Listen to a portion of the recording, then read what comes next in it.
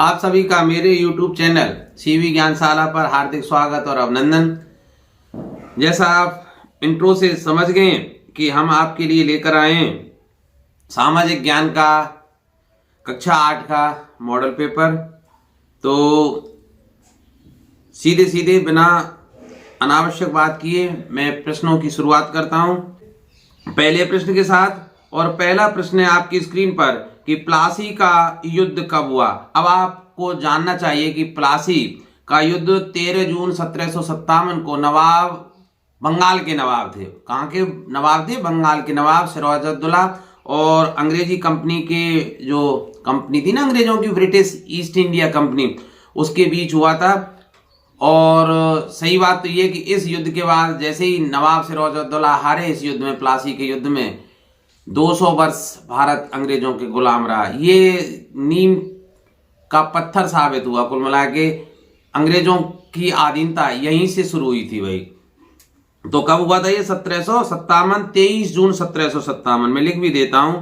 23 जून 1757 किस किस के बीच हुआ था?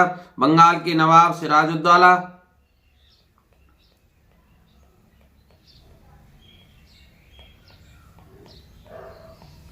और British east India company, east India company, ठीक है भाई, के बीच हुआ था। तो इसमें मैंने वैसे लिख भी दिए आंसर। ब्रह्म समाज की स्थापना किसने की थी भाई? आपको पता है कि ब्रह्म समाज राजा राम मोहन राय जी ने स्थापित किया था और एक धार्मिक और सामाजिक आंदोलन था जिसमें बंगाल के पुनर्जागरण युग को प्रभावित किया। और इसकी स्थापना हुई थी 20 अगस्त 1828 को। कब?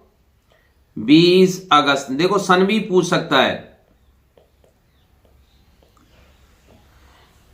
जो मैं बोल रहा हूं उस चीज को भी ध्यान से सुनना, केवल लिखी हुई बातों को नहीं, क्योंकि कल विज्ञान के पेपर में कम से कम 5-6 प्रश्न ऐसे थे जो मैंने बोलते समय केवल समझाया था, लिखा नहीं था। जैसे आसुत जल वाला आया था ना, कौन को चालक है? आसुत जल, ठीक है।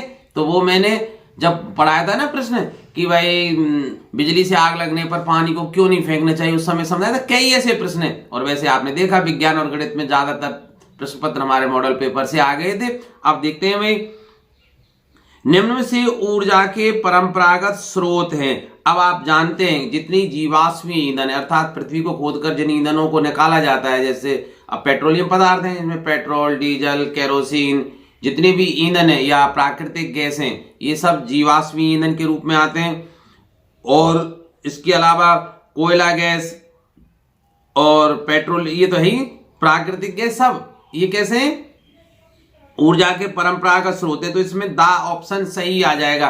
अब इनको गैर नवीनीकरण संसाधन भी बोला जाता है ऊर्जा के। क्यों? क्योंकि इनको हम रिचार्ज नहीं कर सकते, अर्थात पुरानी अवस्था में नहीं ला सकते। और ऐसा अनुमान है कि 30 से 40 वर्ष के बाद पृथ्वी के अंदर जो पेट्रोलियम है, ठीक है, इनको जीवाश्मी ईंधन बोलते हैं, वो समाप्त हो जाएंगे और तब ऊर्जा की बड़ी किल्लत हमारे यहां हो जाएगी। इसलिए अब ऊर्जा के गैर परंपरागत स्रोत हैं। ये तो ऊर्जा के परंपरागत है, गैर परंपरागत स्रोत, गैर परंपरागत स्रोत, अरे यार क्या लिख रहा हूं, परंपरागत स्रोत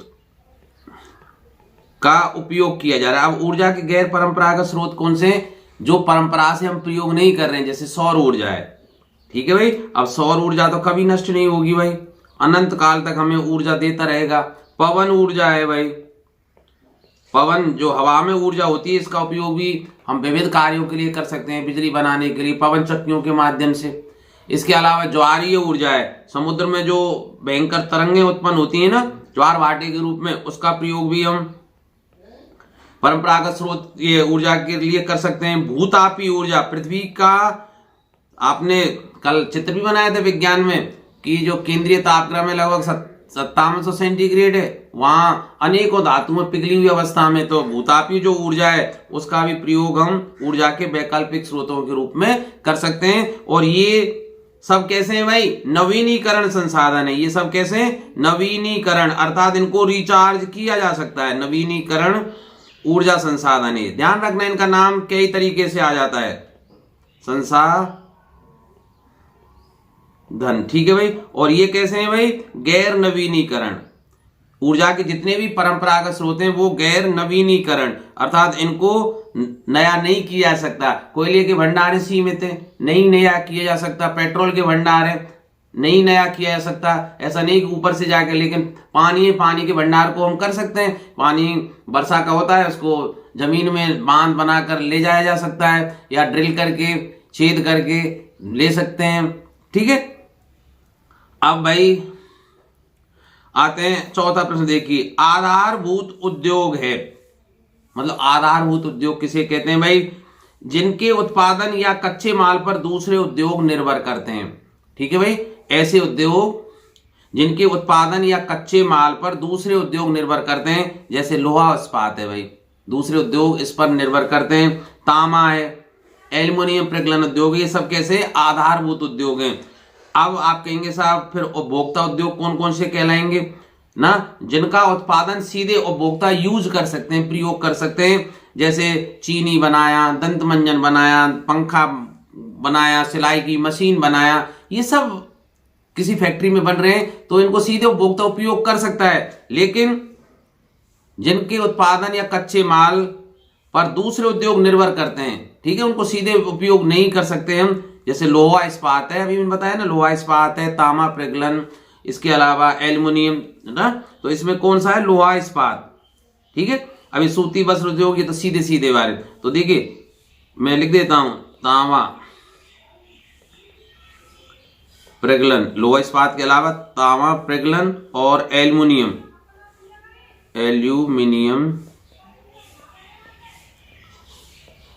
प्रगलन उद्योग,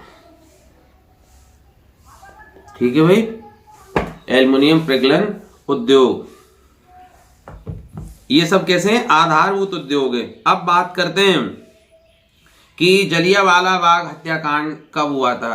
भाई जलियांवाला बाग हत्याकांड एक बहुत बड़ा नरसंहार था। इसमें 13 अप्रैल 1919 को, 13 अप्रैल 1919, देखो ये भी है, बहुत से लोग पंजाब में है भाई अमृतसर जगह, और अमृतसर में है ये जलियांवाला बाग, यहाँ एकत्रित हुए थे। तो जनरल डायर था, उसने अचानक ही चारों बगल से उस बाग को घेर लिया और निहत्थे बूढ़े जवान स्त्री पुरुष सब तरह के लोग थे, उन पर अंधाधुंध गोलियां चलाना शुरू कर दिया। कुछ लोग इधर उधर भागे, गोलियों से मरे, कुछ वहां एक कुआं था उसमें गिरकर मरे।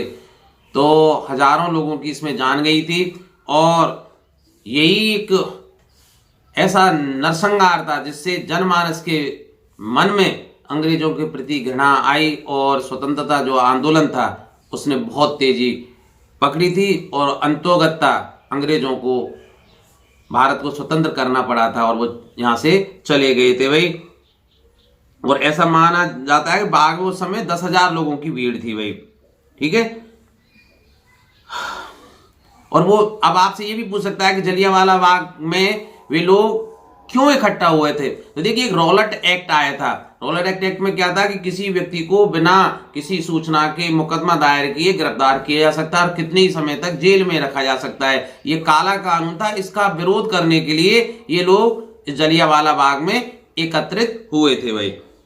अब देखिए किस अनुच्छेद के तहत छुआछूत या अस्पृश्यता का अंत किया गया। तो देखिए आंसर तो लिखा हुआ है अनुच्छेद 17 के तहत, मतलब सभी प्रकार की जो अस्पृश्यता थी, छुआछूत थी, पहले जमाने में थी, अब तो खैर नहीं है, उसको बंद कर दिया गया। अर्थात उसका कोई अभ्यास नहीं करे, अभ्यास का मतलब किसी के साथ कोई छुआछूत नहीं करेगा, ये सब कुछ था। अब देखिए 7वां प्रश्न देखिए, बिरसा मुंडा का संबंध किस राज्य से। तो देखिए बिरसा मुंडा ऐसे व्यक्ति थे जिन्होंने बहुत कम उम्र में अंग्रेजों के खिलाफ बिगुल बजा दिया था कि भाई ये तो भगाने ही पड़ेंगे। उन्होंने ये लड़ाई तब शुरू की थी जब वे 25 साल के भी नहीं हुए थे। उनका जन्म 15 नवंबर 1875 को कहां हुआ, कब हुआ था, 15 नवंबर 75 को मुंडा जनजाति, मुंडा क्यों, मुंडा एक जनजाति है, वहां पैदा हुआ था, उन्हें बांसुरी बजाने, मैं बता देता हूं, ये 2 नंबर का या 4 नंबर का भी प्रश्न आ सकता है, बिरसा मुंडा पर टिप्पणी लिखिए। तो बिरसा मुंडा का जन्म 15 नवंबर 1875 को मुंडा जनजाति में हुआ था, और वो समय बिहार राज्य में पड़ता था, लेकिन अब कहां है वो स्थान झारखंड राज्य में। उन्हें बांसुरी बजाने का शौक भी था, और उन्होंने बहुत कम उम्र में ही अंग्रेजों के खिलाफ आजादी का बिगुल या विद्रोह का बिगुल बजा दिया था। ठीक है भाई। और वैसे बताऊं, वो कहां जन्म हुआ था, झारखंड के बूटी जिले में, खूंटी, सॉरी, झारखंड के खूंटी जिले में। ठीक है। कुछ लोग इनका जन्म 1872 में बताते हैं भाई, कुछ लोग 1875 में, ये कंफ्यूजन वाली स्थिति है, आप 75 याद रख लेना। और अब चलते हैं, भारत के प्रथम गवर्नर जनरल कौन थे? तो ये लॉर्ड विलियम बेंटिंग थे। देखिए यहां भी बहुत कंफ्यूजन की स्थिति बनती है कि गवर्नर जनरल कौन थे, क्योंकि कुछ लोग गड़बड़ करते हैं, क्योंकि पहले देखिए 3 प्रमुख स्टेट थी हमारे यहाँ, बंगाल, बॉम्बे और मद्रास प्रेसिडेंसी। तो सबसे पहले बंगाल में गवर्नर जनरल नियुक्त किया गया था भाई, और उसका जो पहला गवर्नर जनरल था बंगाल का, वो था रॉबर्ट क्लाइव। ठीक है। तो कुछ लोग और मान के चलते कि भारत में गवर्नर जनरल बनाने की जो प्रक्रिया है ईस्ट इंडिया कंपनी ने बंगाल से शुरू की थी, इसलिए कुछ लोग रॉबर्ट क्लाइव को भी प्रथम गवर्नर जनरल मान लेते हैं। मैंने पहले ही बता दिया था, उस समय 3 प्रेसिडेंसी थी, बंगाल, बॉम्बे और मद्रास, और कंपनी ने यहां अपने अपने गवर्नर नियुक्त कर दिए थे भाई। तो आप तो आंसर किसको मानेंगे? Lord William Bentinck. ठीक है। क्योंकि उस समय एक घोषित, देखिए भारत पहले बटा हुआ था, छोटे छोटे राज्यों में, प्रेसिडेंसियों में बटा हुआ था, तो भारत को एक समग्र पहचान मिली, और पूरे भारत पर था, पूरे एरिया पर लॉर्ड विलियम बेंटिंग को जो गवर्नर बनाया गया था, तो पूरे एरिया सबको, तीनों प्रेसिडेंसी भी इनके अंडर में थी, तो जिन्होंने पूरे भारत को गवर्न किया, संचालित किया अपने अधीन, क्योंकि महारानी के अधीन कौन था? लॉर्ड विलियम बेंटिंग, और लॉर्ड विलियम बेंटिंग के अधीन ये पूरी ईस्ट इंडिया कंपनी और उसके द्वारा आधिपत्य साम्राज्य था। ठीक है भाई।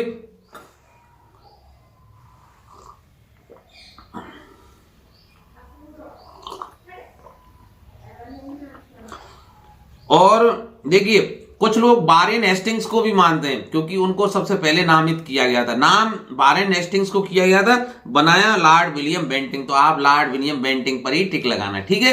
कंफ्यूजन की स्थिति है यहां। अब देखिए खंड बा, आपको मिलान करना है।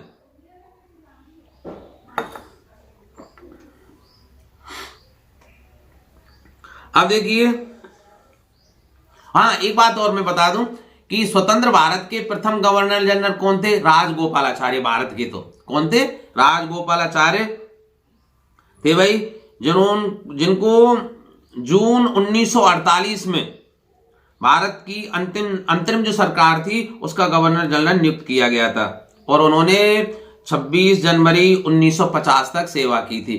फिर क्योंकि संविधान लागू हो गया था, उनका पद समाप्त कर दिया गया था। कौन थे? राजगोपालाचार्य। चलिए अब आ जाते हैं शेर-ए मैसूर। आप जानते हैं शेर-ए मैसूर किसको कहा जाता है? टीपू सुल्तान। अब यहां भी भ्रामक स्थितियां हैं, कुछ लोग इनको बहुत धार्मिक कुंठा से ग्रस्त और आताताई शासक मानते हैं, जबकि कुछ लोग इनको एक बहुत बहादुर देशभक्त शासक के रूप में, जबकि धार्मिक सहिष्णुता के दूत के रूप में भी याद करते हैं। तो अब यहां भाई इतिहासकारों ने जो लिख दिया, अब सबकी अलग अलग सोच थी, अब किसी के लिए मैं अच्छा हो सकता हूं, किसी के लिए बुरा हो सकता हूं, तो ये तो अब उस समय की व्यक्ति जाने जो अब दुनिया में नहीं है।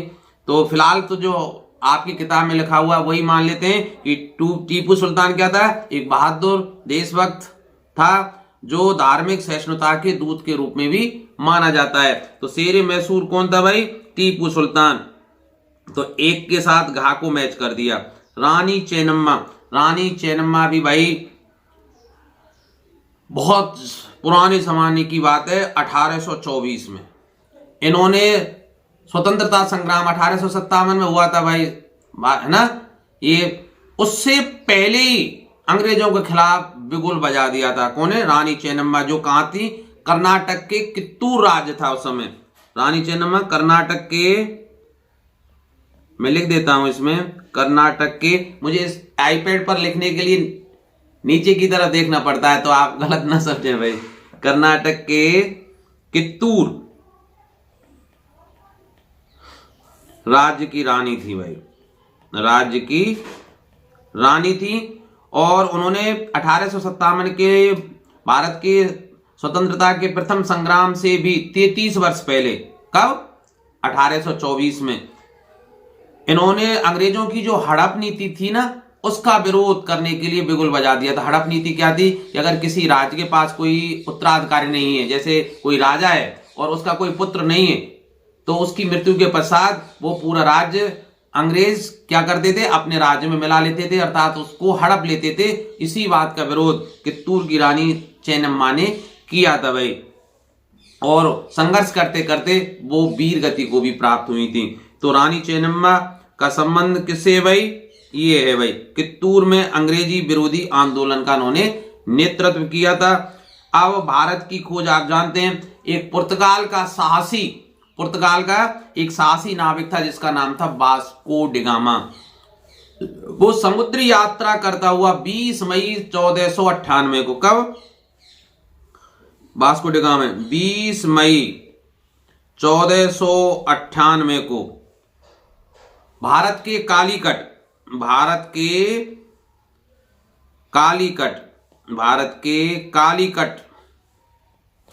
बंदरगाह पर पहुंच गया।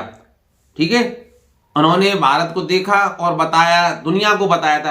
अब ऐसा थोड़ी है कि भारत इसके आने से पहले था ही नहीं, अरे दुनिया को इन्होंने बताया था कि भाई एक ऐसा भी देश है जो सोने की चिड़िया है। ठीक है, और ये कहां का था? पुर्तगाल का। तो ये पुर्तगाली था, वास्को डी गामा।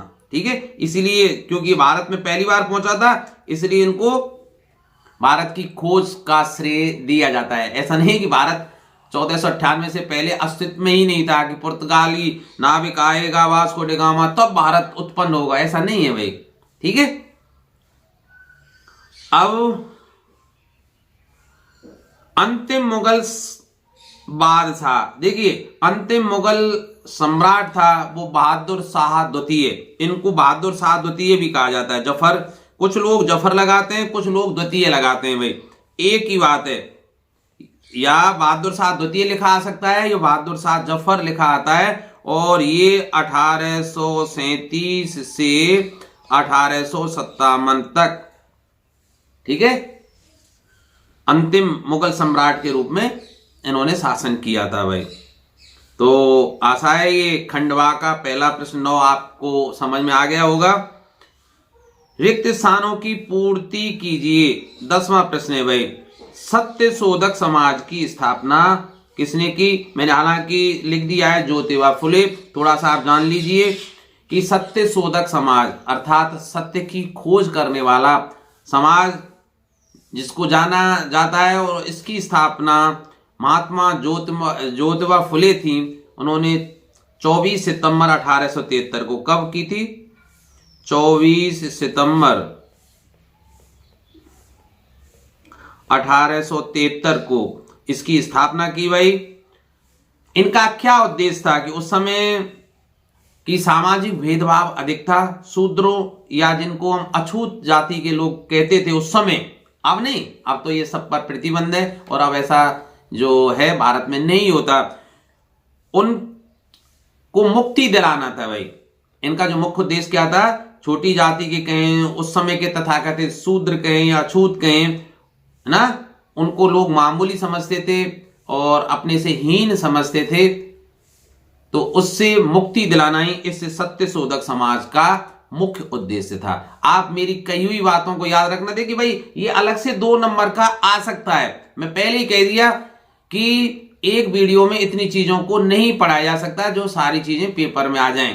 ठीक है, गणित की तरह नहीं। गणित में तो पूरा तुक्का लग गया था, पूरा का पूरा पेपर एज इट इज प्रश्न क्रमांक सहित आ गया था। तो वो कभी कभी यदा कदा होता है। और हाँ, ये पेपर एक्चुअल में मैंने नहीं बनाए, ये हमारे ही गांव के हैं और राजकीय उच्च माध्यमिक विद्यालय में कार्यरत व्याख्याता हैं भाई गिरधारी सिंह, उन्होंने इसको बनाया है। वो पॉलिटिकल साइंस के व्याख्याता हैं, बहुत अच्छी मेहनत करके आए हैं, पर न जाने क्यों उनको कैमरे के सामने बैठने में झिझक थी, इसके कारण मुझे ये रिकॉर्ड करना पड़ रहा है। अगर वो रिकॉर्ड करते तो ये पहले भी आपको आ जाता, तो देरी के लिए मैं जिम्मेदार नहीं हूं, भाई गिरधारी जिम्मेदार हैं। ठीक है भाई, तो आपकी तरफ से मैं उनको बहुत बहुत धन्यवाद देता हूं कि उन्होंने एक बढ़िया सा पेपर बनाकर निस्वार्थ भाव से आपके लिए प्रदान किया। तो एक लाइक तो बनता है भाई गिरधारी के लिए, तो आप भी लाइक करके बता दीजिए कि आपको ये पेपर कैसा लगा।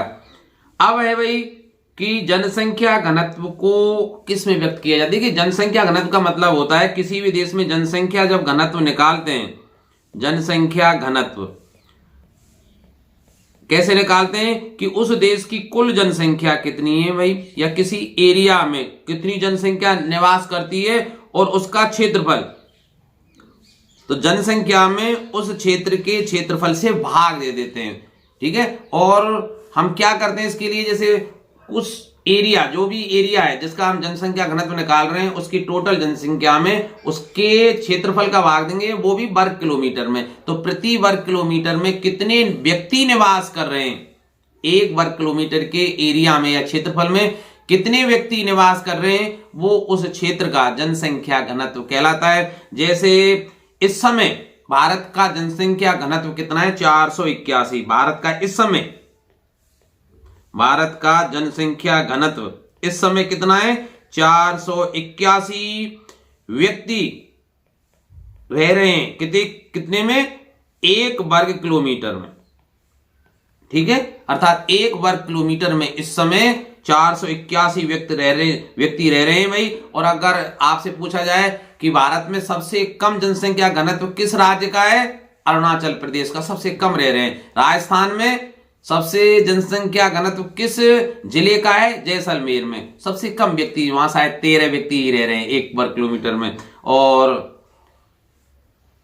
अगर राज्यों की चलिए छोड़ देते हैं, फिर बहुत लंबा हो जाता है। पर देखिए ये आज का है 481, लेकिन 2011 में जब जनगणना हुई थी, क्योंकि अब तो ही नहीं है 2021 में और इसमें तो जब 2011 में जनगणना हुई थी तो उस समय जनसंख्या घनत्व था 382 व्यक्ति, ठीक है, प्रति वर्ग किलोमीटर। तो काफी वृद्धि हुई है, 100 की लगभग यार, बहुत ज्यादा जनसंख्या वृद्धि हो रही है भारत में। ठीक है भाई, विलय की नीति की शुरुआत किसने की थी भाई? विलय की नीति लॉर्ड डलहौजी ने शुरू की थी। मैंने बताया ना अभी कि अंग्रेजों ने एक कानून ला दिया था कि जिस राज्य का कोई उत्तराधिकारी नहीं होगा या राजा का पुत्र या पुत्री नहीं होगी, तो उस राज्य को ईस्ट इंडिया कंपनी के आधिपत्य में ले लिया जाता था या उसमें मिला लिया जाता था। तो ये क्या थी भाई? विलय की नीति थी जो लॉर्ड डलहौजी ने शुरू की थी। ठीक है भाई, मतलब, और ये कब, लॉर्ड डलहौजी कब से कब तक रहे थे? 1848 से 1856 तक रहे थे। ये भारत के गवर्नर जनरल थे, इतने भारत के गवर्नर जनरल थे। इन्होंने नीति लाई थी कि जब एक संरक्षित राज्य के शासक की प्राकृतिक उत्तराधिकारी के बिना ना, अर्थात उसके पुत्र के बिना मृत्यु हो जाती है, तो उसके राज्य पर अंग्रेजों का कब्जा हो जाएगा। ठीक है, ये लॉर्ड डलहौजी द्वारा समर्थित एक विलय नीति थी और इसका विरोध सबने किया था। जैसे रानी चेन्नम्मा का मैंने उदाहरण दिया था। भारत का अंतिम वायसराय कौन था? मैंने बताया था भारत का अंतिम वायसराय लॉर्ड माउंटबेटन था भाई। ठीक है, जो कब से कब तक रहे, तो मैं लिख देता हूं, 12 फरवरी 1947 से, और कब तक रहे? 15 अगस्त तक। तो ये कंपनी के मुखिया थे भाई, अगस्त तक भारत के अंतिम वायसराय रहे थे। तो कंपनी के, ईस्ट इंडिया जो कंपनी थी ना, या अंग्रेजों के गवर्नर जनरल के रूप में रहे थे। लेकिन 15 अगस्त से समझना भाई, 15 अगस्त के बाद 21 जून 1948 तक स्वतंत्र भारत के प्रथम गवर्नर जनरल भी रहे थे। इनको ही कंटिन्यू कर दिया था, भाई तुम ही रहे आओ। कंपनी ने अपना उत्तराधिकारी छोड़ दिया था। कब तक? 15 अगस्त को आजाद हुए थे, तो 15 अगस्त से 21 जून तक 21 जून 1948 तक स्वतंत्र भारत के पहले गवर्नर जनरल थे। स्वतंत्र भारत के पहले गवर्नर जनरल थे भाई, गवर्नर जनरल थे। अब आपसे पूछे कि स्वतंत्र भारत के प्रथम गवर्नर जनरल कौन थे? लॉर्ड माउंटबेटन थे। राजगोपालाचार्य को इनके बाद बनाया गया था। लॉर्ड, ठीक है, माउंटबेटन के बाद किसको बनाया गया था? राजगोपालाचार्य को। तो ये तो उन्होंने कंटिन्यू किया था भाई। ये उस समय थे, भारत आजाद हुआ था, तो 12 फरवरी 1947 से 15 अगस्त तक तो ये अंग्रेजों के गवर्नर के रूप में रहे भाई। अंग्रेजों का प्रतिनिधि अंग्रेजों ने यहां बैठा रखा था, जो भारत पर इनके नाम से शासन होता था। 15 अगस्त को भारत आजाद हो गया, लेकिन कंपनी ने इसको नहीं बुलाया कि सही ढंग से सारी व्यवस्थाएं हो जाएं, राज्य का या शासन का हस्तांतरण हो जाए, तब तक यही गवर्नर जनरल रहेंगे। इसलिए 15 अगस्त से 21 जून 1948 तक स्वतंत्र भारत के गवर्नर जनरल के रूप में भी इन्होंने कार्य किया था। अब देखिए 11वां प्रश्न आ जाइए कि भारतीय संविधान के किस अनुच्छेद के तहत प्रत्येक नागरिक को जीवन का मौलिक अधिकार दिया गया है? अनुच्छेद 21 के तहत भाई। और अनुच्छेद 21 क्या कहता है कि किसी भी व्यक्ति को विधि द्वारा स्थापित प्रक्रिया के अतिरिक्त उसके जीवन और वैयक्तिक स्वतंत्रता के अधिकार से वंचित नहीं किया जा सकता। ये भाई भारतीय संविधान हमें अधिकार देता है। तो भारतीय संविधान का अनुच्छेद 21 क्या कहता है कि किसी व्यक्ति को विधि द्वारा स्थापित प्रक्रिया के अतिरिक्त उसके जीवन और वैयक्तिक स्वतंत्रता के अधिकार से वंचित नहीं किया जा सकता। अब स्थानांतरित कृषि किसे कहते हैं? स्थानांतरित कृषि में वृक्षों को जलाकर भूखंड तैयार किया जाता है, और जब तक वहां कृषि की जाती है तब तक वो उपजाऊ रहती है, और जब उर्वरकता समाप्त हो जाती है तो दूसरे स्थान पर यही प्रक्रिया अपनाई जाती है। इस प्रकार की कृषि स्थानांतरित कृषि कहलाती है। जैसे कुछ घुमक्कड़ प्रजाति की पहले जनजातियां हुआ करती थी, वो क्या करती थी, किसी विशेष स्थान पर पहुंची, वहां के पेड़ पौधों को हटाया, काटा और उस स्थान पर खेती करने लग गए। पेड़ पौधों को या झाड़ झंकर जो होते थे उनको जला दे देते, फिर वहां खेती करते थे। तब तक खेती करते थे, तब तक वो जमीन कैसी रहेगी? उपजाऊ रहती थी। और जब वो जमीन अनुपजाऊ हो जाती थी तो उस जगह को छोड़कर वो चले जाते थे, फिर दूसरी जगह जाकर, क्योंकि उस समय भाई जंगल ज्यादा थे, जंगलों को साफ करते थे, वहां के जंगलों के पेड़ पौधों को या छोटे छोटे जो पादप थे या झाड़ थे उनको जला देते थे, फिर खुदाई करके मिट्टी को उपजाऊ बनाते थे, बीज बोते थे, और ये प्रक्रिया तब तक फसल लेते थे भाई, तब तक कि वो जमीन उपजाऊ रहती थी। और जब वो अनुपजाऊ हो जाती थी तो छोड़कर चले जाते थे, फिर किसी दूसरे स्थान पर यही प्रक्रिया वो करते रहते थे, अर्थात स्थान बदल बदल कर खेती करते रहते थे। इसलिए इस खेती का नाम क्या था? स्थानांतरित कृषि। स्थानांतरित कृषि, क्योंकि वो पहले जनजाति एक जगह पर रहती भी नहीं थी, कभी यहां कभी वहां कभी वहां, जैसे बंजारे या भाट जो है ना, उनको आपने देखा होगा भाई। संघवाद किसे कहते हैं भाई? देखिए संघवाद का मतलब क्या है? किसी देश में एक से अधिक स्तर की सरकारों का होना। किसी देश में एक से अधिक स्तर की सरकारों का होना संघवाद कहलाता है। जैसे भारत में भी संघवाद है, केंद्र की सरकार अलग है, इसके अधीन, इसके अंडर में राज्यों की सरकारें हैं। अब कुछ मामलों में केवल केंद्र ही कानून बना सकता है, कुछ मामलों में राज्य कानून बना सकता है, और कुछ मामले ऐसे हैं जिन पर केंद्र और राज्य दोनों ही कानून बना सकते हैं, अर्थात दोनों के मिले जुले जो ऑर्डर हैं वो चलते हैं। तो इस तरह से किसी देश या क्षेत्र पर जब एक से अधिक सरकारों का नियंत्रण होता है तो उसे क्या कहते हैं? संघवाद कहते हैं। संघ मिलकर सरकार चलाना। जुकाम के कारण थोड़ी सी समस्या हो रही है। सतत पोषणीय विकास किसे कहते हैं? देखिए, जब प्राकृतिक संसाधनों को इस प्रकार प्रयोग किया जाए कि वर्तमान उपयोग के बाद भी भावी पीढ़ी की आवश्यकताओं की पूर्ति संभव हो सके, अर्थात संसाधनों का संतुलित उपयोग करते हुए भविष्य के लिए संरक्षण ही सतत पोषणीय विकास कहलाता है। अर्थात इस समय जो समझिए, इस समय जितने भी संसाधन है, चाहे वो खान पान से लेकर भाई वनस्पति, ये सब खान पान, पानी है, हवा है, अर्थात वर्तमान में जितने भी जीव इसका उपयोग कर रहे हैं उनकी आवश्यकताओं की, पोषण संबंधी आवश्यकताओं की पूर्ति हो जाए और भविष्य के लिए भी इनको बचाया जा सके या भविष्य की पीढ़ी के लिए इनको छोड़ा जा सके, तो ये क्या कहलाता है? सतत पोषणीय विकास, सतत ऊर्जा संबंधी आवश्यकताओं की पूर्ति। ठीक है, आप पढ़ लेना इसको। भारतीय संविधान के अनुच्छेद 15 में क्या प्रावधान किया गया है? तो भारतीय संविधान का जो अनुच्छेद 15 है वो बताता है कि किसी भी नागरिक के साथ जाति, धर्म, नस्ल, जन्म स्थान अथवा संस्कृति के आधार पर भेदभाव नहीं किया जा सकता। ठीक है, भारतीय अनुच्छेद 15, इसको रट लेना भाई, कि संविधान के अनुच्छेद 15 के अनुसार किसी भी नागरिक के साथ उसकी जाति, धर्म या जन्म स्थान आधार पर या संस्कृति के आधार पर भेदभाव नहीं किया जा सकता। कोई किसी भी धर्म से हो, किसी जाति से हो, किसी वर्ण से हो, किसी स्थान से हो, ठीक है, या किसी संस्कृति को मानने वाला हो, उसके आधार पर उसके साथ भेदभाव नहीं किया जा सकता। ये बात अलग है कि कुछ राज्यों को अब भी विशेष राज्य का दर्जा दिया जा रहा है, वहां जाकर हम नहीं खरीद सकते। अब भी जो 7 सिस्टर्स कहलाते हैं, वो पूर्वी जो राज्य हैं, अरुणाचल प्रदेश, मणिपुर, वहां जाकर हम बिना अनुमति के घूम भी नहीं सकते, रह भी नहीं सकते। उसी तरह उन जो 370 धारा थी जम्मू कश्मीर की, हालांकि उसको अब हटा दिया गया है, वहां भी हम संपत्ति नहीं खरीद सकते थे पहले तो, पर पूरे देश में यह लागू है कि अब जाति, धर्म या संस्कृति के आधार पर कोई भेदभाव नहीं किया जा सकता। कोई व्यक्ति कहीं रह सकता है, किसी धर्म को अपना सकता है, ठीक है, किसी संस्कृति या पहनावे को अपना सकता है। तो जीवन निर्वाह कृषि एवं गहन कृषि में अंतर स्पष्ट कीजिए। 16वां पहला प्रश्न है, ये 2-2 करके आएंगे भाई। 4 नंबर का प्रश्न आता है 16वां। इसमें अब उसमें क्या होता है, जैसे 16 का ए और 16 का बी, ठीक है, वो क्योंकि उसी कॉपी में आपको लिखना होता है, तो मैंने देखिए यहाँ 16 ए और यहाँ 16 बी, ठीक है। तो पहले में क्या है, जीवन निर्वाह कृषि और गहन कृषि में अंतर स्पष्ट कीजिए। अब जीवन निर्वाह कृषि आप जानते हैं कि जीवन का निर्वाह हो सके, जीवन का लालन पालन हो सके, ऐसी कृषि।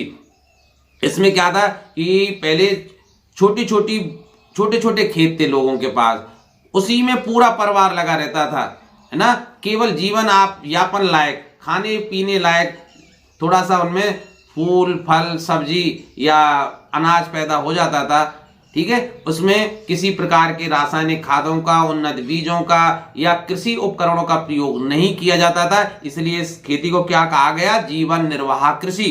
पढ़ लीजिए, जीवन निर्वाह कृषि में परिवार के लोगों की सहायता से केवल परिवार की आवश्यकताओं को पूरा करने के लिए तथा बिना मशीनों का प्रयोग किए कम उत्पादन प्राप्त किया जाता है, ऐसी कृषि जीवन निर्वाह कृषि कहलाती है। मतलब परिवार के पास थोड़ी सी जमीन है, परिवार के सारे लोग उसी में अपना जीवन यापन करने के लिए खेती करते हैं और उसमें उत्पादन भी कम होता है। और ऐसी खेती में भाई ना तो उन्नत बीजों का, ना खादों का, ना कृषि उपकरणों का, जैसे ट्रैक्टर है, कंपास है, इनका प्रयोग नहीं किया जाता है, ठीक है, क्योंकि पैदाई बहुत कम होती है जब इनका प्रयोग नहीं करेंगे। तो ऐसी कृषि क्या कहलाएगी, जीवन निर्वाह कृषि। जीवन का जो निर्वाह कर सके, पालन कर सके, ठीक है, खाने लायक पैदा हो सके।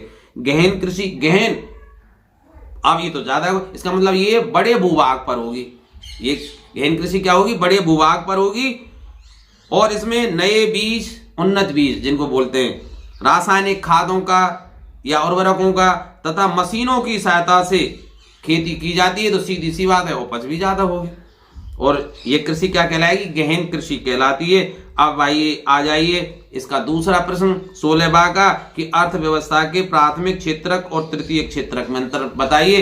हो सकता है प्राथमिक, द्वितीयक और तृतीयक में अंतर पूछ ले, मतलब दो में कोई से में अंतर पूछ सकता है, या ये भी पूछ ले कि प्राथमिक क्षेत्रक क्या है, इनके अंदर क्या क्या आता है, द्वितीयक क्षेत्रक में क्या क्या आता है, तृतीयक क्षेत्रक में क्या क्या आता है। भाई देखिए, प्राथमिक क्षेत्रक किसको कहते हैं भाई, प्राथमिक क्षेत्र में उन मानवीय क्रियाओं को शामिल किया जाता है जिनका संबंध प्राकृतिक संसाधनों से होता है। अर्थात प्रकृति से जितनी भी चीजें प्राप्त हो रही हैं आपको, वो सब प्राथमिक क्षेत्र में कहलाता है। इसमें आपका कृषि भी आ जाती है, कृषि या वानिकी जिसको बोलते हैं। कृषि में फल फूल सब्जी या वन जो संपदा है, ठीक है, ये सब प्राथमिक क्षेत्र में आते हैं भाई।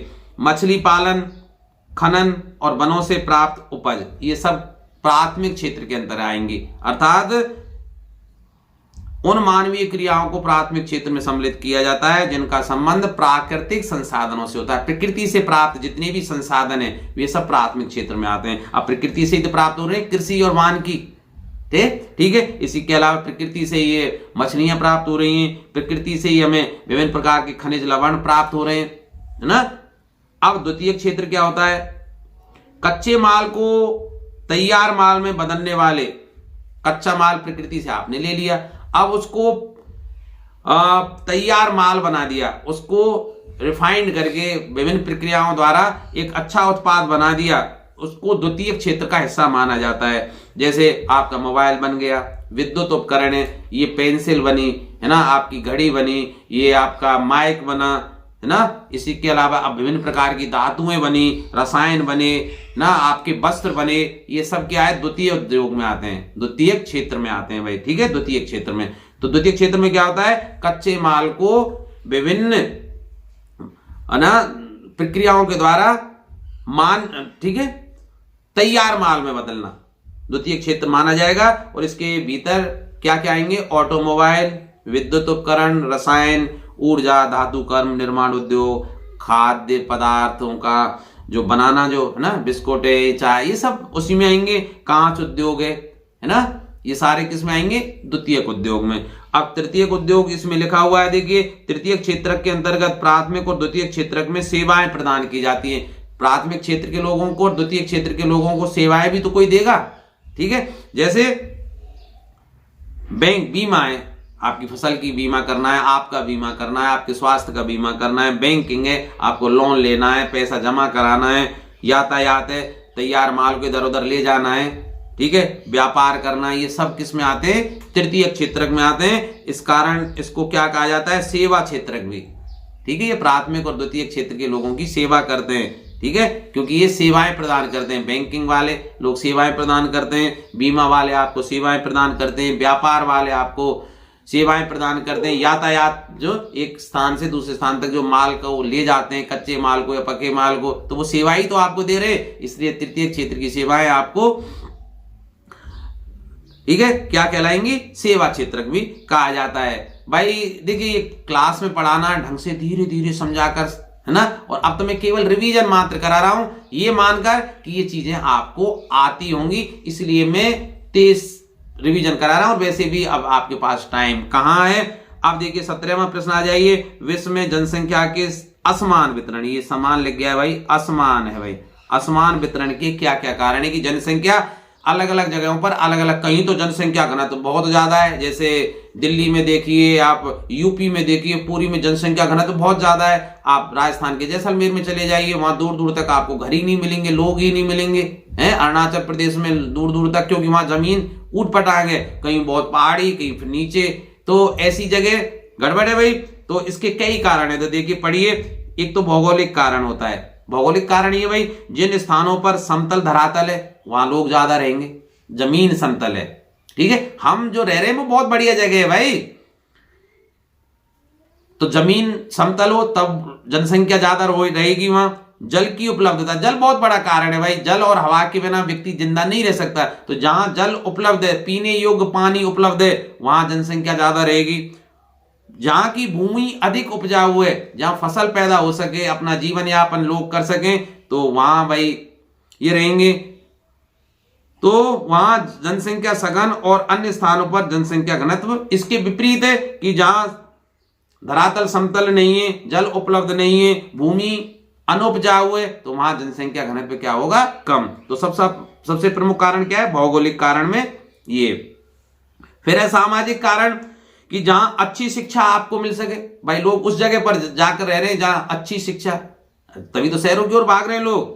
स्वास्थ्य संबंधी सुविधाएं जहां पर्याप्त हों, हॉस्पिटल अच्छे अच्छे हों, वहां सीधी सी बात है लोग ज्यादा रहेंगे, तो जनसंख्या घनत्व भी ज्यादा होगा। अगला है सांस्कृतिक कारण। भाई जहां धार्मिक और सांस्कृतिक स्थान अपनी इच्छा के अनुसार हो, अर्थात जहां अपने धर्म के लोग रह रहे हो, अपनी पूजा पद्धति, अपनी संस्कृति को अपनाने वाले लोग रह रहे हो, तो उस जगह रहने का मन ज्यादा करता है, तो उसी के हिसाब से लोग चुनकर उस स्थान पर निवास रहने के लिए आकर्षित होते हैं। आर्थिक कारण भी है। आर्थिक दृष्टि से विकसित क्षेत्र लोगों को अधिक आकर्षित करते हैं। लोग उन जगहों पर रहना ज्यादा पसंद करते हैं जहां भाई धनवान लोग रहते हो, विकसित लोग रहते हो, क्योंकि इन क्षेत्रों में रोजगार के अधिक अवसर मिलते हैं, मजदूरी भी अधिक मिल जाती है। तो देखिए, भौगोलिक कारण, सामाजिक कारण, सांस्कृतिक कारण और आर्थिक कारण किसी भी जनसंख्या के वितरण के कारक हैं भाई। ठीक है, पढ़ लेना। ये 17वें का का है, 17वें का खा देखिए, ऊर्जा के परंपरागत और गैर परंपरागत स्रोत, जो अभी हमने चर्चा की थी। ठीक है, चलो एक बार और बता दें, ऊर्जा के परंपरागत स्रोत कौन कौन से, अभी थोड़ी देर पहले मैंने डिटेल में बताया था। जीवाश्मीय जितने भी ईंधन है, अर्थात पेट्रोलियम पदार्थ हम निकाल रहे हैं या खनिज कोयला हम अंदर से खोद कर निकाल रहे हैं, जीवाश्मीय ईंधन में सारे आ जाते हैं। ये कोयला, पेट्रोल, डीजल, है ना, केरोसिन, ये सारे उसी में आ जाते हैं। तो ये तो देखिए मैंने लिख दिया है, कोयला, पेट्रोलियम, प्राकृतिक गैस, जल, ये ऊर्जा के परंपरागत स्रोत है भाई। जल विद्युत है ना, इसके अलावा जल विद्युत को तो यहां ले आई इसमें। ठीक है, जल विद्युत को यहां से हटा के इसमें लिख दीजिए भाई जल। ठीक है, और ऊर्जा के गैर परंपरागत स्रोत, देखिए परंपरागत स्रोतों को रिचार्ज नहीं किया सकता, क्योंकि कोयला, पेट्रोलियम गैस और प्राकृतिक गैस के भंडार सीमित हैं। इनका दोहन अगर बहुत तेजी से होता रहा तो अनुमान है कि 30 से 40 वर्षों के बाद इनके भंडार समाप्त हो जाए और उस समय ऊर्जा की बड़ी किल्लत हो जाएगी। ये बिजली आप देख रहे हैं ना, अधिकांश 70 से 80% कोयले से बनाई जा रही है भाई। ठीक है, और आज भी वाहनों के लिए ईंधन का जो 90% उपयोग है, डीजल, पेट्रोल या सीएनजी का प्रयोग कर रहे हैं। ठीक है, अब ऊर्जा के गैर परंपरागत स्रोत जो परंपरागत नहीं है, अर्थात जिनके भंडार असीमित है, जिनको अनंत काल तक प्रयोग किया जा सकता है, सौर ऊर्जा है, पवन ऊर्जा है, परमाणु ऊर्जा है, भूतापीय ऊर्जा है, ये सब क्या है, ऊर्जा के गैर परंपरागत स्रोत हैं। थोड़ी देर पहले मैंने बता दिया था। अब आ जाइए 1857 की क्रांति की असफलता के कोई 2 कारण और 2 परिणाम लिखिए। तो देखिए 1857 की क्रांति की असफलता के कारण क्या थे कि पहले एक तो समय से पहले शुरुआत हो गई थी, कोई सही टाइमिंग नहीं थी। 1857 की क्रांति की योजना के अनुसार मई 1857 में, मई के महीने में ये क्रांति शुरू होनी थी, अंग्रेजों के विरोध बिगुल बजना था। लेकिन ऐसी घटना हुई कि उस समय चर्बी वाले कारतूस का प्रयोग किया जा रहा है क्या था, और जैसे मंगल पांडे जैसे लोग जो धार्मिक थे, अर्थात ब्राह्मण कुल में पैदा होते थे, तो उनके कारण वो सुअर की चर्बी वाला कारतूस उन्होंने खोलने से मना कर दिया और पहले ही अंग्रेजों से वो भिड़ गए। ठीक है, तो चर्बी वाले कारतूसों की घटना के कारण ये मार्च में ही शुरू हो गई। तो जहां निश्चित तो क्या किया गया था कि मई में सभी जगह एक साथ 1857 में अंग्रेजों के खिलाफ मोर्चा संभाला जाएगा, उनके खिलाफ क्रांति की जाएगी, लेकिन पहले ही हो गया भाई, तो समय से पहले शुरू हो गई। नंबर 2, अंग्रेजों को भारतीयों की मदद मिलना। कुछ ऐसे जयचंद भी थे, ऐसे देशद्रोही पहले भी लोग थे और जिन्होंने अंग्रेजों का साथ दिया था भाई। तो 1857 के विद्रोह में देसी राजा महाराजाओं ने अंग्रेजों का साथ दिया, अतः 1857 की क्रांति असफल रही। और अब इस असफलता का क्या प्रभाव पड़ा कि ब्रिटिश साम्राज्य ने 1858 में एक कानून पारित करके ईस्ट इंडिया कंपनी के शासन संबंधी समस्त अधिकार ब्रिटिश साम्राज्य को हस्तांतरित कर दिए। इस विद्रोह को देखकर अंग्रेजों ने क्या किया कि भैया कंपनी का अधिकार या राज्य भारत में समाप्त कर दिया और पूरे भारत को अंग्रेजों की जो महारानी थी उस समय, उन्होंने अपने अधिकार में ले लिया। ठीक है, आज भी अंग्रेजों में जो शासन व्यवस्था है महारानी के नाम पर, हालांकि संसद व्यवस्था है वहां पर, आज भी महारानी के नाम पर ही चलता है। दूसरा, अंग्रेजी सरकार ने भारतीय समाचार पत्रों पर प्रतिबंध लगाकर उनकी स्वतंत्रता को सीमित कर दिया। जो मीडिया था ना उसको सीमित कर दिया। हालांकि इतना नहीं था उस समय, उस जमाने में मोबाइल, टीवी ये नहीं थे, केवल समाचार पत्र या पत्र पत्रिकाएं निकलती थी, उन पर भी सेंसर लगा दिया, उन पर भी प्रतिबंध लगा दिया कि भाई आप हमारे खिलाफ कुछ नहीं लिखोगे। 19वां प्रश्न देखिए, इसमें आपको कुछ पूरा करने के लिए आएगा, ताल का आपको पूरा करने, जैसे ये मैंने लिख दिया है, लोकसभा और राज्यसभा के सदस्यों को क्या कहा जाता है, लोकसभा और राज्यसभा मिलकर ही संसद का निर्माण करते हैं। ठीक है, इसलिए इनके सदस्यों को सांसद कहा जाता है। क्या कहा जाता है? सांसद, एमपी, मेंबर ऑफ पार्लियामेंट। क्या कहा जाता है? सांसद। सांसद की अंग्रेजी क्या है? मेंबर ऑफ पार्लियामेंट, संसद के सदस्य। और संसद किससे बनती है? राज्यसभा और लोकसभा से। तो लोकसभा और राज्यसभा के सदस्यों को सांसद कहा जाता है। आपको सांसद लिख के आना है इनके आगे। मैंने आंसर लिख दिए समय बचाने के लिए, मैंने नहीं भाई, ये पेपर बनाया है भाई गिरधारी ने। देश की सर्वोच्च कानून निर्मात्री संस्था को क्या कहा जाता है? देश में सबसे बड़ी जो कानून बनाने वाली संस्था है वो है संसद हमारी, ठीक है।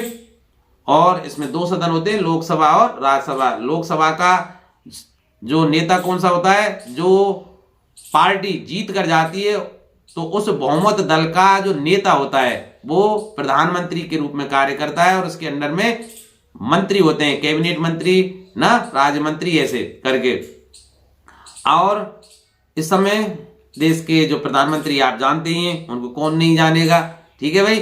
और जो उच्च सदन है, ठीक है, ध्यान रखना, लोकसभा को निम्न सदन बोला जाता है जबकि राज्यसभा को उच्च सदन बोला जाता है। राज्यसभा का जो सभापति होता है उसे उपराष्ट्रपति कहते हैं भाई। तो उपराष्ट्रपति अध्यक्ष किसका होता है? राज्यसभा का। ध्यान रखना, लेकिन उपराष्ट्रपति राज्यसभा का सदस्य नहीं है, वो उसका केवल अध्यक्ष है। ये बहुत बड़ी बात है ना, ठीक भाई। घरेलू हिंसा कानून कब लागू हुआ था भाई? देखिए, ये जो घरेलू हिंसा जो कानून है वो बना तो दिया गया था कब? 2005 में, ठीक है। लागू किया गया था 2006 से। इसलिए कब लागू हुआ आपको 2006 लिखना है भाई। अर्थात घरेलू हिंसा से महिलाओं का संरक्षण दिलाने के लिए, पहले लोग महिलाओं पर ज्यादा जुल्म कर देते, लड़की हो रही है, महिला दोषी है, हालांकि विज्ञान ने इसको गलत सिद्ध कर दिया था, ठीक है। इसके अलावा दहेज के लिए, अन्य के लिए महिलाओं को प्रताड़ित किया जाता था, तो उनके संरक्षण के लिए और 2005 में जो संरक्षण अधिनियम आया था घरेलू हिंसा के लिए, और इसको कब लागू किया गया था? 26 अक्टूबर, मैं बता भी देता हूं इसको, 26 अक्टूबर 2006 से लागू किया गया, ठीक है। और इसका मुख्य उद्देश्य क्या था? घरेलू रिश्तों में हिंसा की शिकार महिलाओं को संरक्षण प्रदान करता कानूनी रूप से, ठीक है। भारत का सर्वोच्च न्यायालय कहां स्थित है? नई दिल्ली में, ठीक भाई। तो ऐसे प्रश्न आ सकते हैं, ऐसे भी आ सकता है कि लोकसभा में कुल सदस्यों की संख्या कितनी होती है? 545 हो सकती है मैक्सिमम, ठीक है। तो ऐसे प्रश्न इसमें आ सकते हैं, आप देख लेना। अथवा मैंने एक प्रश्न और लिखने का प्रयास किया, ऐसा भी आ सकता है ये प्रश्न कि रॉलेट एक्ट कब लागू हुआ था? 1919 में। इसका विरोध करने के लिए तो जलियांवाला बाग में लोग एकत्रित हुए थे, जिस पर जनरल डायर ने गोलियां चलवाई थी 13 अप्रैल 1919 को, और बहुत बड़ा नरसंहार हुआ था। पहली बार आम चुनाव में ईवीएम का प्रयोग कब हुआ? ईवीएम का मतलब जानते हैं? Electronic voting machine. कब हुआ था? 2004 से। लोकसभा में सत्ताधारी दल का मुखिया कौन होता है? प्रधानमंत्री, मैंने अभी बता ही दिया। राज्यसभा की सभापति कौन होता है? ठीक है, उपराष्ट्रपति, लेकिन ये राज्यसभा का सदस्य नहीं होता। 20वां प्रश्न देखिए, भारतीय संविधान द्वारा दिए गए ऐसे 2 अधिकारों को बताइए जिनका प्रयोग कोई व्यक्ति अपनी प्रतिष्ठा और समतापरक व्यवहार पर जोर देने के लिए कर सकता है। एक है अनुच्छेद 14 से 18 जो समानता का अधिकार देता है, ठीक है। दूसरा है स्वतंत्रता का अधिकार अनुच्छेद जो 19 से 22 तक है। इनका प्रयोग करके व्यक्ति अपनी प्रतिष्ठा और समतापरक व्यवहार पर जोर देने के लिए कह सकता है भाई। इसी का दूसरा देखिए, निम्न पर आपको टिप्पणी लिखना है। सामाजिक न्याय और न्यूनतम मजदूरी कानून। तो देखिए, सामाजिक न्याय क्या है कि जाति, धर्म, स्थान, संस्कृति, लिंग आदि के आधार पर भेदभाव नहीं किया जा सकता, ठीक है। और यही क्या कहलाता है? सामाजिक न्याय। इसकी रिपीटेशन हो रहा है ना, वो लगभग ऐसे ही शब्द है। न्यूनतम मजदूरी कानून भी यहाँ लागू कर दिया गया है कि न्यूनतम मजदूरी कानून यह निश्चित करता है कि किसी भी श्रमिक का मेहनताना एक निर्धारित न्यूनतम राशि से कम नहीं होना चाहिए। पहले लोग बाग अपने कहते हैं ना बल के अधीन क्या करते थे कि उनको मन चाहा वो देते थे, ठीक है, मेहनताना। तो इससे गड़बड़ हो जाती थी कि भाई कि चलो मैं तो तुझे 100 रुपये दूंगा, नहीं दूंगा ज्यादा। तो अब ऐसी स्थिति नहीं है। और चलिए भाई कोई बात नहीं। अब देखिए 21वां प्रश्न आएगा, राजस्थान में मानचित्र में दर्शाइए भीलवाड़ा, जोधपुर, बांसवाड़ा, अजमेर। अब देखिए मैंने जो इस समय का वर्तमान नक्शा है जो राजस्थान का, उसको आपकी स्क्रीन पर डाल दिया। आप इसका स्क्रीनशॉट लेकर अध्ययन कर लेना। तो देखिए भीलवाड़ा कहाँ है, भीलवाड़ा को वस्त्र नगरी भी कहा जाता है, ठीक है। तो भीलवाड़ा ये रहा भाई, आप देख लेना भाई। अब इसमें जोधपुर के दो भाग हो रहे हैं, जोधपुर पश्चिम और जोधपुर पूर्व। जयपुर कहाँ है, जयपुर के भी दो हिस्से हो रहे हैं इसमें, जयपुर दक्षिण और जयपुर उत्तर, क्योंकि नए जिले बनाए दिए गए थे ना भाई। और बांसवाड़ा देखिए सबसे नीचे है, बांसवाड़ा देखिए यहाँ है, बांसवाड़ा सबसे नीचे है। इसके अलावा देखिए झालावाड़ भी पूछ सकता है, यहाँ है। कोटा यहाँ है, बारां देख लीजिए, बूंदी देख लीजिए। चित्तौड़गढ़ पूछ सकता है, चित्तौड़गढ़ ये रहा भाई, ध्यान से देखिए भाई, चित्तौड़गढ़ यहाँ है। इसके अलावा बीकानेर को पूछ सकता है, श्री गंगानगर ना, यहाँ सबसे ज्यादा वैसे अनाज पैदा होता है, इसको पूछ सकता है। हनुमानगढ़ को पूछ सकता है, जैसलमेर को पूछ सकता है, बाड़मेर को पूछ सकता है, नागौर को पूछ सकता है, ठीक है। और नया जिला डीग बनाए, इसको पूछ सकता है। अलवर सरिस्का के कारण पूछ सकता है। अजमेर को पूछ सकता है क्योंकि राजघराने बहुत रहे थे यहाँ। तो इनको आप देख लेना भाई ढंग से कि कहाँ कहाँ है, ठीक है। आप इसका स्क्रीनशॉट ले लीजिए, मैं बिल्कुल छोड़ देता हूं इसको आपके लिए, ठीक है भाई। 22वां प्रश्न देखिए, कोई से दो प्रश्न, 3 प्रश्न दिए गए होंगे 2-2 नंबर के भाई, उनमें से आपको 2 हल करने, 4 नंबर के आपको 2 हल करने।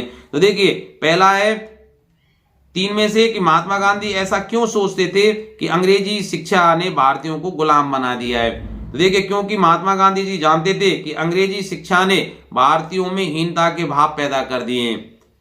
भारतीय लोग प्रत्येक क्षेत्र में पश्चिमी चीजों और पश्चिमी सभ्यता को श्रेष्ठ मानने लगे। आज भी लोग हैं अंग्रेजी बोलने में अपनी शान समझते हैं, पश्चिमी परिधान पहनने में अपना गुरूर समझते हैं कि यार हम टाइट पैंट पहन रहे हैं, या मतलब उनका महिलाएं देखिए बहुत कम वस्त्र पहनती जा रही हैं, तो उनमें शान नहीं है। ये हमारी सभ्यता और संस्कृति के खिलाफ है। हालांकि अपनी निजी चॉइस कहकर मेरा विरोध भी कर सकते हैं, ये मेरी निजी सोच है भाई, लेकिन हमें अन्नानुकरण नहीं करना चाहिए पश्चिमी सभ्यता का। गांधी जी कहते थे कि अंग्रेजी शिक्षा ने भारतीयों पर एक बुराई की काली छाया डाल दी है, अतः वे सोचते थे कि अंग्रेजी शिक्षा ने भारतीयों को गुलाम बना दिया है। ऐसा लिखकर आप 4 नंबर प्राप्त कर सकते हैं। अथवा नहीं है भाई, गलती से कभी लिख जाता है। इसी में 22 में दूसरा, वुड डिस्पैच क्या था, वुड डिस्पैच की कोई 2 विशेषताएं बताइए। तो देखिए भारतीय शिक्षा प्रबंधन के विषय में अंग्रेजों द्वारा एक नीति पत्र भेजा गया था, क्योंकि वह चार्ल्स वुड द्वारा भेजा गया, ठीक है। ये नीति पत्र शिक्षा के क्षेत्र के लिए किसने भेजा था, चार्ल्स वुड ने, इसलिए इसको चार्ल्स वुड डिस्पैच घोषणा पत्र के नाम, डिस्पैच माने भेजना ही होता है किसी चीज को, तो इसको क्या कहा जाता है, चार्ल्स वुड डिस्पैच घोषणा पत्र कहा जाता है। अब इसकी क्या विशेषताएं थी भाई, कि इसमें प्राचीन भारतीय शिक्षा के स्थान पर यूरोपीय शिक्षा पर जोर दिया गया, और मतलब प्राचीन जो भारतीय शिक्षा थी उसको नष्ट करना चाह रहे थे कि इसके स्थान पर अंग्रेज अब भारतीय लोगों को क्या देंगे, यूरोपीय शिक्षा देंगे, पाश्चात्य शिक्षा देंगे। दूसरा, इसके अनुसार पश्चिमी शिक्षा से भारतीयों की रुचि और इच्छाओं में बदलाव आएगा, ठीक है। तो सोच भी अंग्रेजों जैसी। इसमें यह भी जोड़ के आ सकता था कि 1857 की क्रांति की असफलता के क्या कारण थे, समय से पूर्व पर शुरू कर दी गई थी, और एक अन्य कारण क्या था, नेतृत्व का अभाव था। विद्रोही नेताओं में सैनिक कुशलता और संगठित होकर कार्य करने और क्रांति संचालन की क्षमता का अभाव था। क्रांतिकारियों में वीरता और साहस की भावना का अभाव नहीं था, लेकिन उनकी सैनिक शक्ति अत्यधिक निर्बल थी। उन पर ऐसे हथियार नहीं थे कि वो अंग्रेजों का मुकाबला करें। हालांकि साहस बहुत था, केवल साहस से भी काम नहीं चलता। हालांकि ये रिपीटेशन है, पर फिर भी इसको ढंग से याद कर लेना, 1857 की क्रांति के कारण और उसका क्या। देखिए अब प्रश्न बहुत बढ़िया है।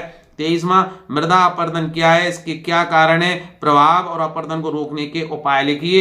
ये 8 नंबर का प्रश्न है भाई। इसमें अब मृदा अपरदन क्या है? मृदा का एक स्थान से दूसरे स्थान पर चला जाना, और इसके लिए दो मुख्य कारक होते हैं, वर्षा और हवा। तो या तो किसी एक स्थान की मिट्टी को उठाकर हवा ले जाएगी, ठीक है, जैसे रेगिस्तानी इलाकों में कर दिए, या पानी ले जाएगा, पानी अधिक बाढ़ आ जाती है तो एक स्थान की मिट्टी को बहाकर, उपजाऊ मिट्टी को बहाकर दूसरे स्थान पर ले जाती है। पहाड़ी इलाकों में झरने ले जाते हैं। तो देखिए मैंने सारा कुछ लिख दिया है। तो एक ऐसी प्रक्रिया है, मृदा अपरदन क्या है? एक ऐसी प्रक्रिया है जिसमें मिट्टी की ऊपरी उपजाऊ परत नष्ट हो जाती है, अर्थात दूसरे स्थान, देखो अपरदन, एक स्थान से दूसरे स्थान पर चली जाना टूटकर। मृदा अपरदन के कारण मिट्टी कम उपजाऊ हो जाती है। भाई जो देखिए मिट्टी की जो केवल 2 अंगुल की ऊपरी परत है वो ही उपजाऊ होती है, नीचे मिट्टी में खनिज लवणों की मात्रा बहुत कम होती है, इसलिए उसमें फसल इतनी पैदा नहीं होती, अर्थात वो उपजाऊ नहीं होती है। मिट्टी की ऊपरी परत बहुत हल्की होती है जो हवा और पानी द्वारा आसानी से उड़ाई जा सकती है। प्राकृतिक शक्तियों द्वारा ऊपरी मिट्टी को हटाने की क्रिया मृदा अपरदन कहलाती है। भाई आप स्क्रीनशॉट लेकर परिभाषा पढ़ लेना, 2 नंबर की है। अब मृदा अपरदन के कारण में अभिव्यक्त कारण क्या है?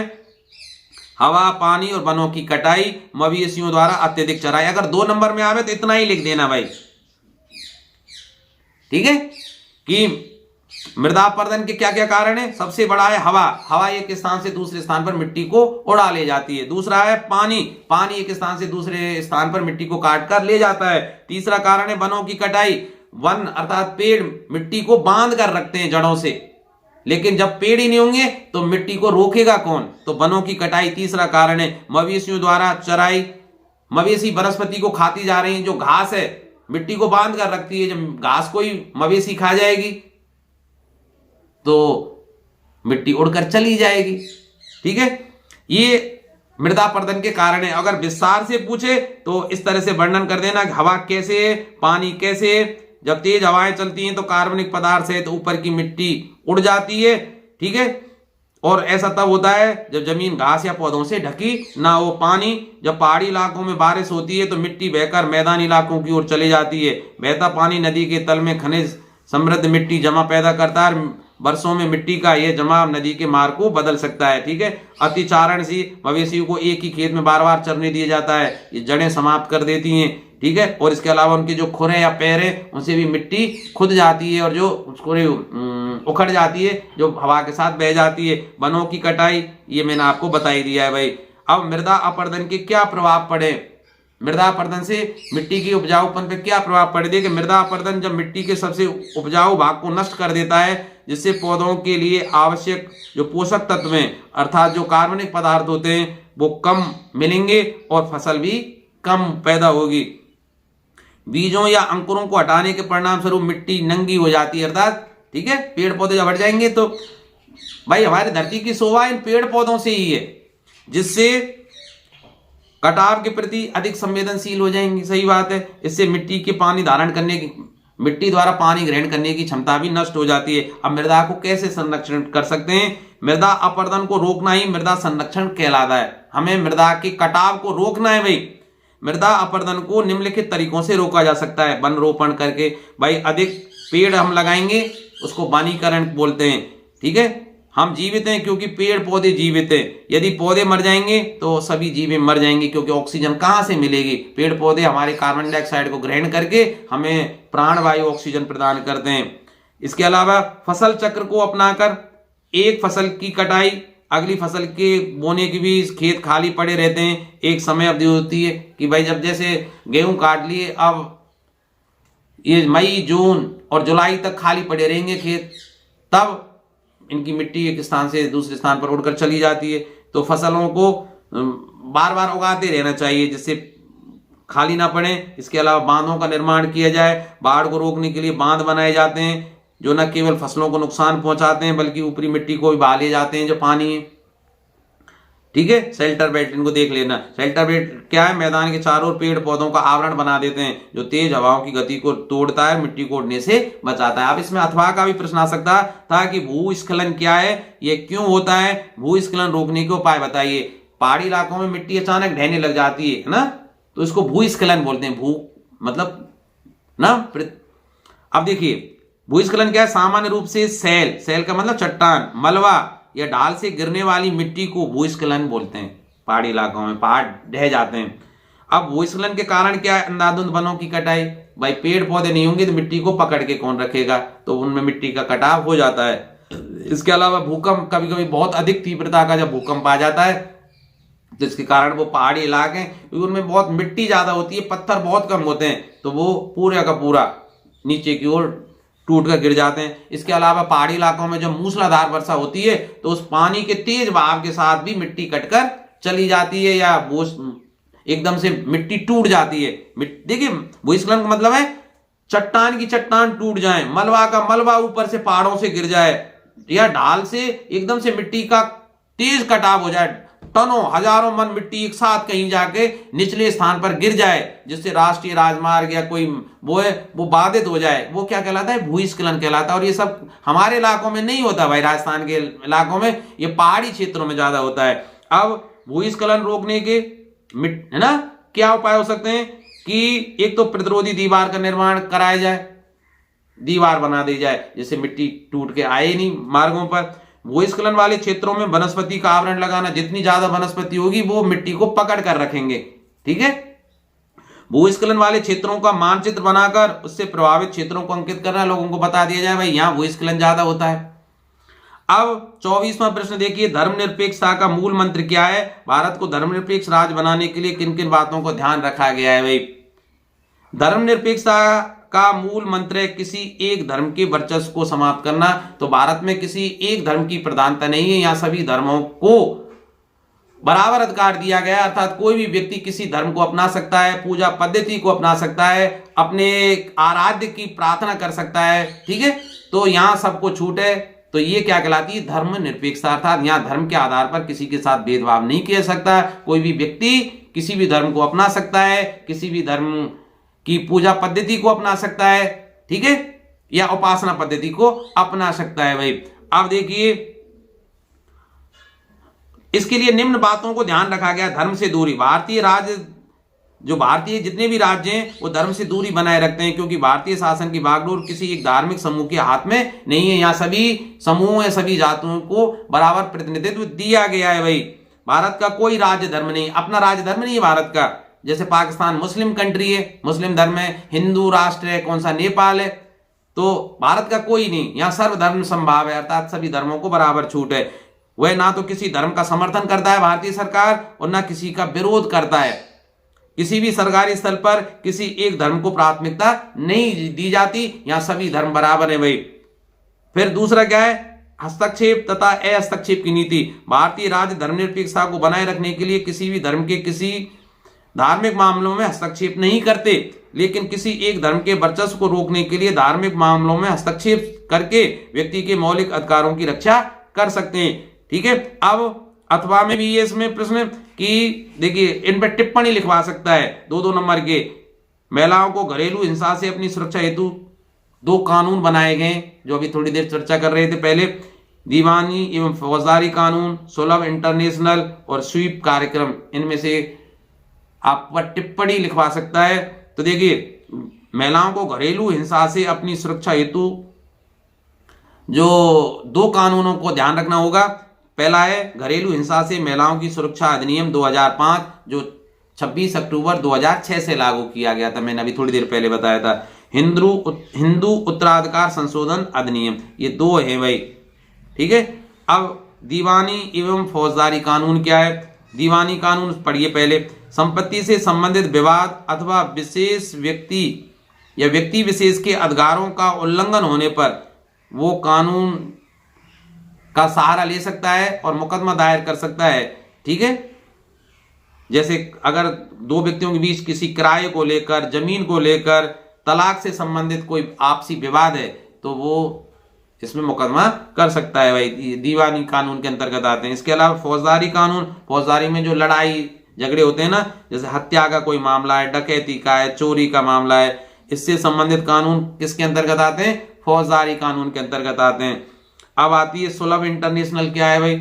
ये एक गैर सरकारी सेवा संगठन है जो पिछले 30 वर्षों से सार्वजनिक शौचालय की स्थापना कर रहा है। आप जब कहीं बड़े शहरों में जाते हैं, रेलवे प्लेटफॉर्म पर या आपको बस स्टैंड पर सुलभ इंटरनेशनल नाम से बोर्ड लगा हुआ होता है, जो क्या एक गैर सरकारी सेवा संगठन है जो 30 वर्षों से सार्वजनिक शौचालय की स्थापना कर रहा है। भाई बड़ी समस्या होती है, कहीं आप बाहर जा रहे हैं, आपको शौच की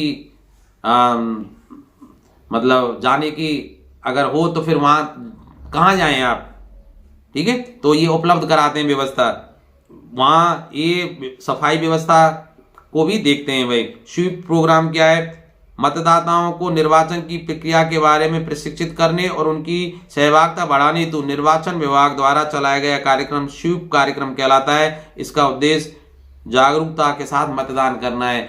इसमें घर घर जाकर मतदाताओं को ये बताया जाता है कि आपको मतदान कैसे करना है, ईवीएम मशीन जिसको इलेक्ट्रॉनिक वोटिंग मशीन कहते हैं उसका प्रयोग कैसे करना है, ठीक है। तो वो सारी चीजें इस कार्यक्रम के तहत बताई जाती हैं, अर्थात मतदाताओं को जागरूक बनाया जाता है। ये प्रोग्राम क्या कहलाता है, sweep program. Sweep program, sweep. 25वां, निम्न पर टिप्पणी लिखिए, जलियांवाला बाग हत्याकांड। ये तो मैंने अभी थोड़ी देर पहले बता दिया था, आप लिख देंगे। संविधान में विषयों की सूची, ब्रह्म समाज और संविधान की कोई जो विशेषताएं। जलियांवाला बाग हत्याकांड रॉलेट एक्ट का विरोध करने के लिए 13 अप्रैल 1919 को अमृतसर के जलियांवाला बाग में शांतिपूर्ण सभा चल रही थी, जिसमें जनरल डायर द्वारा गोलियां चलवाई गई, जिससे हजारों की संख्या में लोग मारे गए। ये घटना जलियांवाला बाग हत्याकांड कहलाती है। भाई मैंने इसको डिटेल में पहले ही प्रश्न में बता दिया था। अब देखिए दूसरा क्या है, संविधान में विषयों की सूची है। संविधान में 3 सूची है, संघ सूची, राज्य सूची, समवर्ती सूची। थोड़ी देर पहले मैं चर्चा कर रहा था, ठीक है। संघ सूची अर्थात जिनमें केवल केंद्र कानून बना सकता है, केंद्र का कानून, ठीक है भाई, केंद्र का कानून ही चलेगा। जैसे राष्ट्रीय सुरक्षा से संबंधित है, राष्ट्रीय सुरक्षा, राष्ट्रीय सुरक्षा में केवल केंद्र की चलेगी। या विदेश नीति है, किस देश के साथ आप कैसा संबंध रखोगे, उससे संबंध तोड़ने या बढ़ाने या घटाने केंद्र का कानून ही चलेगा, वो संघ सूची के अंतर्गत आते हैं। राज्य सूची जिसमें केवल राज्य की चलेगी, है ना, राज्य का कानून चलता है। जैसे पुलिस है भाई, पुलिस राज्य के अंडर में है, ठीक है। अब कुछ ऐसी समवर्ती सूची जहां में दोनों का अर्थात केंद्र और राज्य दोनों का कानून, केंद्र और राज्य दोनों का कानून चलता है, समवर्ती सूची के अंतर्गत है। जैसे शिक्षा है, शिक्षा समवर्ती सूची है, इसमें राज्य भी कानून बना सकता है और वो केंद्र भी बना सकता है, लेकिन अगर दोनों में कोई विवाद हो तो चलेगा केंद्र वाला ही, ठीक है। ब्रह्म समाज अभी थोड़ी देर पहले बताया था, नहीं सर नहीं बताया था, वो सन 1825 में राजा राम मोहन राय ने ब्रह्म समाज की स्थापना की। इनके द्वारा समाज में व्याप्त उस समय बाल विवाह सबसे बड़ी बुराई थी, सती प्रथा जैसी बुराइयों को दूर करने का प्रयास किया गया था। और इसकी स्थापना कब हुई, 1825 में राजा राम मोहन राय ने ब्रह्म समाज की, ठीक है। और अगला लास्ट है, संविधान की कोई 2 विशेषताएं। भारतीय संविधान 26 जनवरी 1950 को लागू हुआ। इसकी 2 विशेषताएं क्या है कि सार्वभौमिक वयस्क मत अधिकार अर्थात सभी लोगों को जो 18 वर्ष से ज्यादा हैं मतदान करने का अधिकार दिया गया। वो अपनी पसंद के नेता को वोट देकर अपनी पसंद की सरकार चुन सकता है। निर्धन और वंचित लोगों का विशेष ध्यान रखा गया है। भारतीय संविधान द्वारा निर्धन एवं वंचित वर्ग का विशेष ध्यान रखा गया है, ठीक है। और छुआछूत, अस्पृश्यता, इसके अलावा धर्मनिरपेक्षता भी है। सबसे बड़ा लिखित संविधान भी है ना, विश्व का सबसे बड़ा लिखित संविधान है भारत का संविधान। लचीला और कठोर संविधान है। ये कई विशेषताएं, 8-10 विशेषताएं आपकी किताब में लिखी हुई हैं, आप कोई 3-4 याद कर लेना। कठोर और लचीला क्यों है, क्योंकि इसमें कुछ ऐसी विषय हैं जो बहुत कठोर कानून है, कुछ लचीले विषय भी हैं। अब 25 में क्या अथवा देखिए, निम्न पर, ये तो लिख गया यार इसको, अच्छा ये अथवा वाला, निम्न को विस्तृत रूप से समझाइए। औपनिवेशीकरण और स्थायी बंदोबस्त प्रणाली में 2 अंतर, स्वामित्व के आधार पर उद्योगों का वर्गीकरण और आदिवासी, ठीक है। तो देखिए औपनिवेशीकरण क्या है, जब किसी एक देश पर दूसरे देश के दबदबे से राजनीतिक, आर्थिक और सांस्कृतिक बदलाव आते हैं तो ऐसी प्रक्रिया को औपनिवेशीकरण कहलाती है। मतलब कोई एक देश का दबदबा दूसरे देश पर आ जाए जिससे उसकी राजनीतिक, आर्थिक और सांस्कृतिक स्थिति बदल जाए। जैसे भारत पर अंग्रेजों का अधिकार रहा था तो जिससे अंग्रेजों ने भारत पर की राजनीति को, आर्थिक स्थिति को और संस्कृति को बदलने का मतलब प्रयास किया था। इसलिए भारत अंग्रेजों का क्या है, औपनिवेश था। ठीक है, औपनिवेशीकरण समझ में आ गई होगी। माहलवारी तथा स्थायी बंदोबस्त प्रणाली में दो अंतर। स्थायी बंदोबस्त प्रणाली के अंतर्गत भू राजस्व को निश्चित कर दिया था, जबकि माहलवारी व्यवस्था के अंतर्गत निश्चित समय के पश्चात भू राजस्व को बदला जाता था।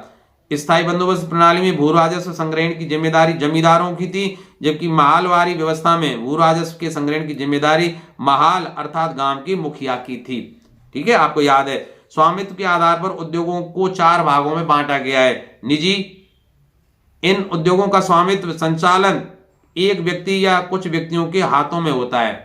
ठीक है, अर्थात निजी होता है। जैसे रिलायंस है, आप जानते हैं रिलायंस इंडस्ट्री के मुखिया कौन है?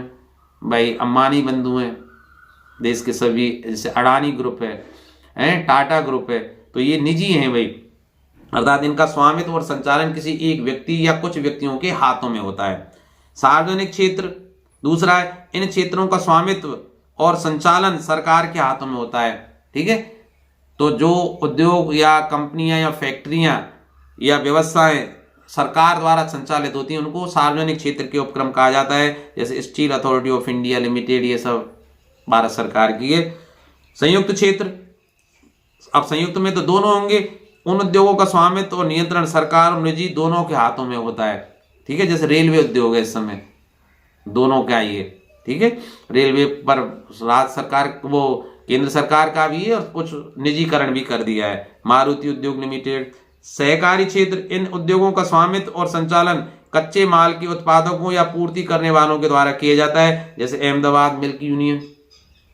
आदिवासी, आदिवासी का शाब्दिक अर्थ है मूल निवासी। ठीक है, आदि प्रारंभ से निवास करने वाले अर्थात मूल निवासी। आदिवासी ऐसे समुदायों को कहा जाता है जो सदियों से वनों के निकट रह रहे थे।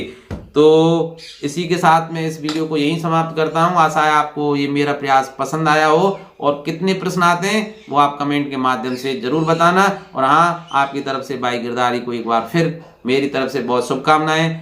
ठीक है, और धन्यवाद।